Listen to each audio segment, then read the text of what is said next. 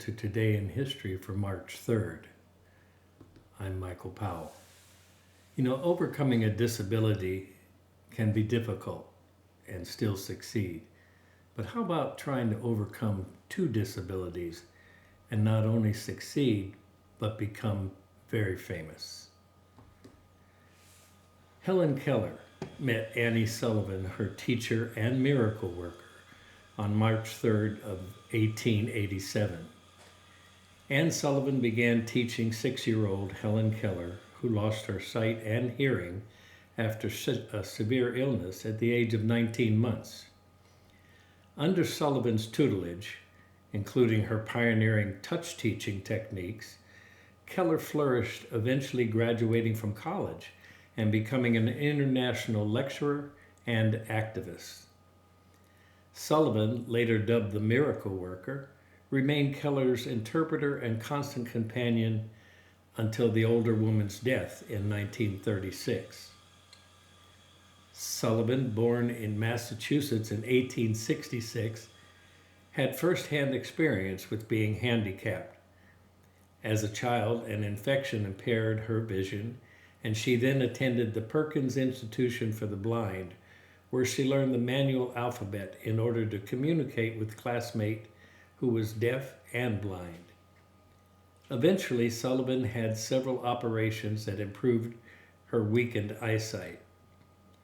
Helen Keller was born on June 27th of 1880 to Arthur Keller, a former Confederate Army officer and newspaper publisher, and his wife Kate of Tuscumbia, Alabama.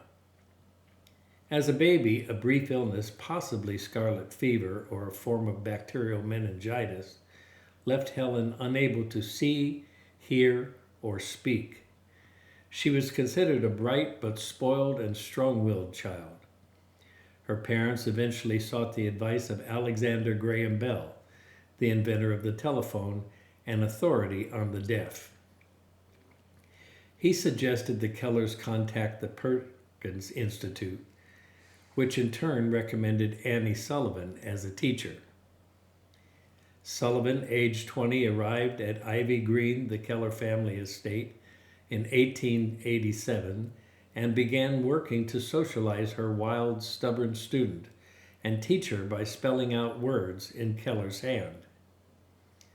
Initially, the finger spelling meant nothing to Keller.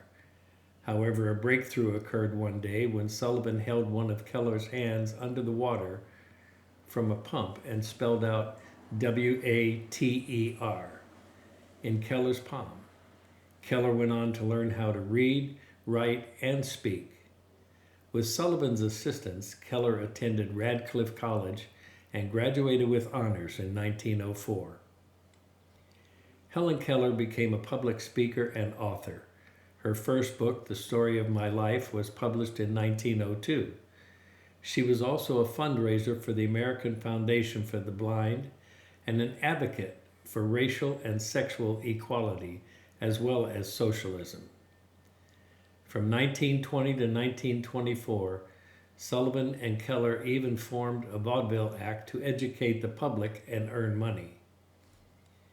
Helen Keller died on June 1st of 1968 at her home in Easton, Connecticut, at the age of 87, leaving her mark on the world by helping to alter perceptions about the disabled, overcoming many disabilities and becoming important to the entire world. I'm Michael Powell. Join me again tomorrow and see what that day will bring. Till then, let's see what YouTube has.